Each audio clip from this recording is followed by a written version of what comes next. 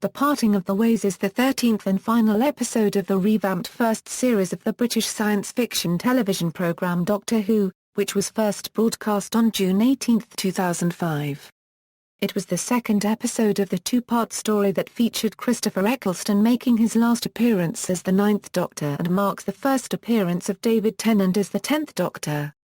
This is also the last episode to feature Jack Harkness as a regular companion on Doctor Who.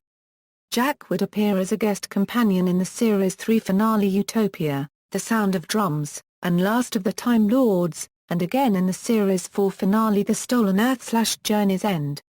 The first part, Bad Wolf, was broadcast on June 11. Plot: the episode opens with the Daleks questioning Rose on what the Doctor will do next. The Doctor uses the extrapolator on the TARDIS to generate a protective shield around them as he materializes around Rose and a Dalek. Jack destroys the Dalek and they exit the TARDIS to speak to the Daleks. The Doctor is surprised to see the Dalek Emperor in command, and even more surprised when the Emperor describes himself as a god. The Emperor survived the Time War and escaped to Earth in a crippled ship, where he rebuilt the Dalek race by harvesting DNA material from selected humans that were transmitted to them by the game station. The Doctor observes that the Daleks have gained human traits and emotions from this process and have become deadlier than ever. The Doctor, Rose, and Jack use the TARDIS to return to the game station and prepare for an imminent attack. Jack uses the extrapolator to shield the top 6 floors of the station and sets up defensive positions. The Doctor attempts to create a delta wave generator from the equipment on the game station. The delta wave will kill anything in its path, but needs time to charge up. The Doctor sends Rose into the TARDIS, and while she is inside he uses his sonic screwdriver to direct the TARDIS to return her to her home time. The Doctor appears to her via a holographic message and explains that he sent her home for her safety and to prevent the Daleks from getting the TARDIS. The Daleks begin to invade the station, easily making it past the defenses. The Emperor contacts the Doctor and taunts him about the Delta Wave, revealing that he knows it will not only kill the Daleks but most of Earth as well. The Doctor tells him that humanity will survive in some form but that the Daleks cannot. The TARDIS arrives back in London, and Mickey and Jackie are drawn to the noise of its engines. They rush to meet Rose, who is heartbroken at being sent away from the Doctor. Rose begins to notice the words Bad Wolf all around the area where the TARDIS has landed, and realizes that it is a message rather than a warning. She enlists Mickey to help her try and open the heart of the TARDIS, hoping the telepathic circuits will allow her to pilot the ship back to the Doctor. Rose tells Jackie that she met her late father Pete, and Jackie decides to help by borrowing a large truck from a friend. With the truck pulling the panel on the console snaps open and Rose is bathed in the light of the TARDIS. The TARDIS doors slam on Mickey and Jackie as they try to enter, and it then dematerializes. Back on the game station, the Daleks force their way to floor 500, killing Jack and Linda in the process. They file into the control room as the Doctor is about to fire the Delta Wave. The Emperor again taunts the Doctor, who cannot bring himself to kill so many innocent people just to destroy the Daleks. The Emperor declares him a coward and orders him to be exterminated, but before they can kill him, the TARDIS materializes. The TARDIS doors swing open and Rose appears, wrapped in the glow of the time vortex. She reveals that she is the Bad Wolf, and that she spreads the words throughout time and space as a message to lead her there. The Daleks attempt to exterminate Rose, but she easily stops them, disintegrating the Emperor and the entire fleet. The Doctor begs her to relinquish her new power, but instead she brings Jack back to life. As Rose begins to burn up from the power, the Doctor kisses her, taking the entire power of the vortex into his own body. He releases it back into the TARDIS and carries an unconscious Rose back inside. They leave in the TARDIS before a reanimated Jack can get back to them, trapping him on the game station. Rose awakens on the TARDIS to find the Doctor in pain. He tells her that the act of absorbing the vortex has destroyed every cell in his body. Rose begins to panic as the Doctor tells her that he won't be seeing her again. After musing on what his next body will look like and telling Rose goodbye, he suddenly steps back and bursts with energy from the regeneration process. After a few seconds the energy dissipates, revealing the 10th Doctor. The new Doctor briefly comments on his new teeth before offering to take Rose to the planet Barcelona. Continuity Rose convinces Jackie to help her by describing the conclusion of Father's Day. The Doctor claims that he is known in Dalek legend as the Oncoming Storm, a title that first appeared in the Virgin New Adventures novel Love and War by Paul Cornell. In the novel, the title was applied to the Doctor by the Draconians. The idea that the TARDIS console directly harnesses the energies which drive the ship and is at least in some sense alive and self-aware dates back to the Edge of Destruction.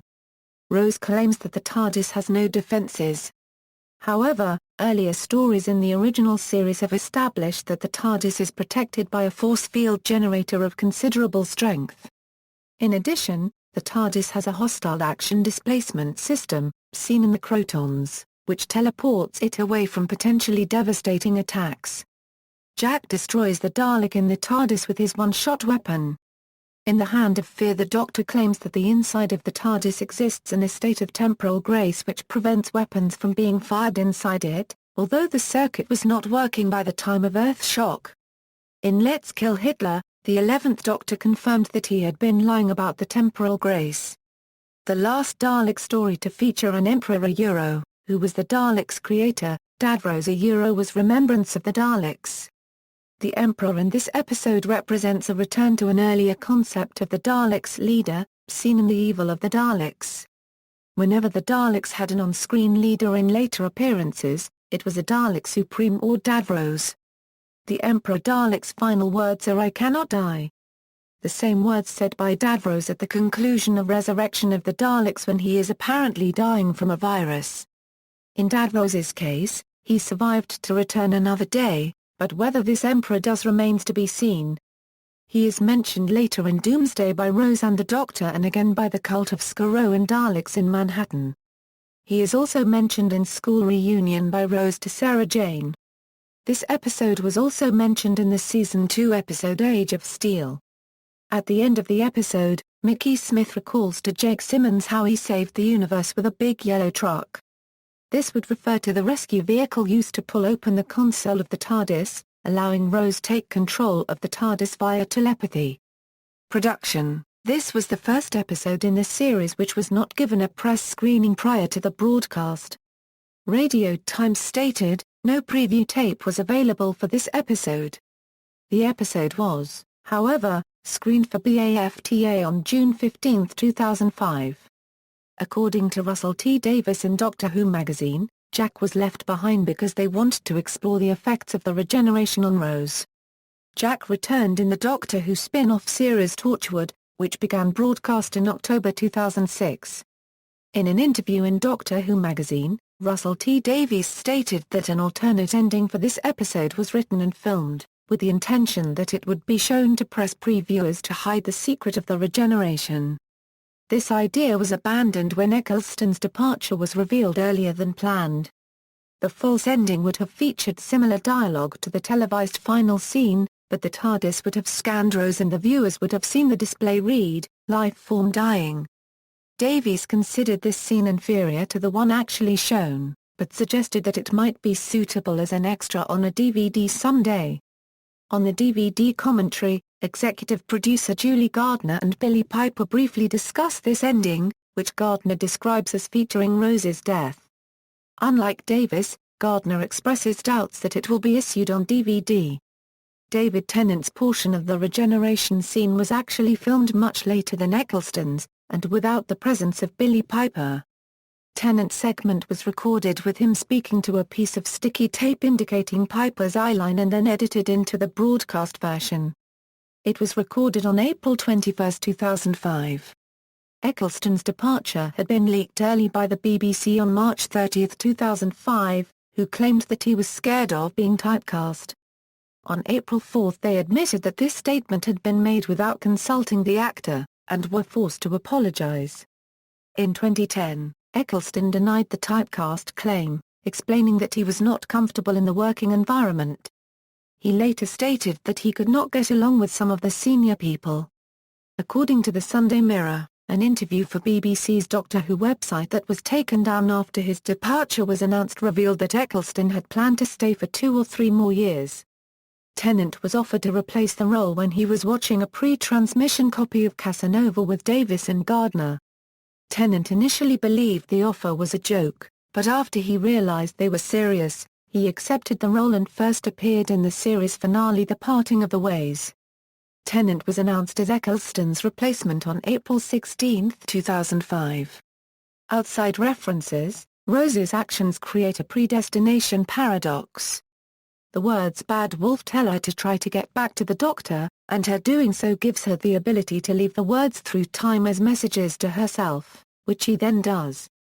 Although it can be argued that the phrase "bad wolf" originates with the Bad Wolf Corporation, it can also be argued that she somehow prompted the creation of the phrase through her powers in the first place, thereby also introducing an ontological paradox.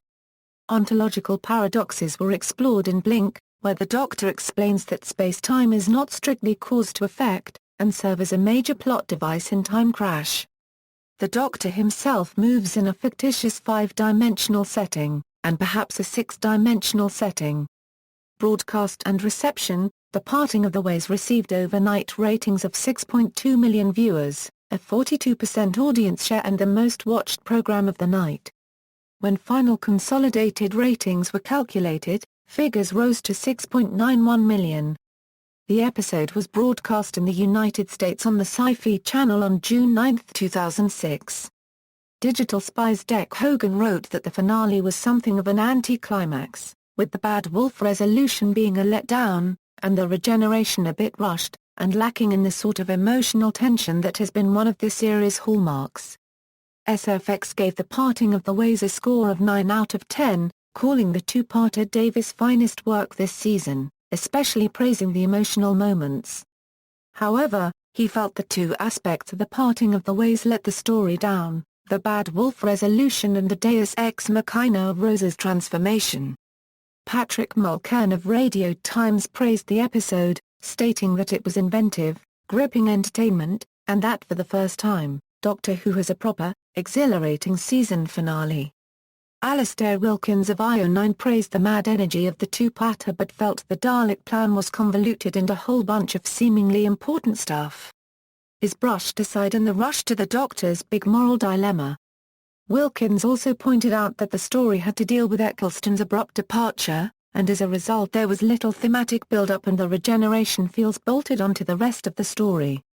Despite this, Wilkins ranked it the best regeneration and the third best regeneration story. References.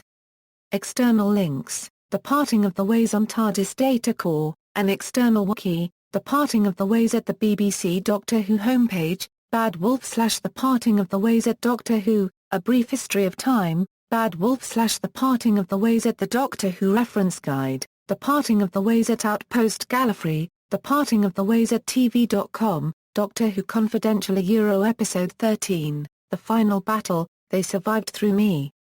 A Episode trailer for The Parting of the Ways, watch the regeneration at the BBC website, The Parting of the Ways at the Internet Movie Database.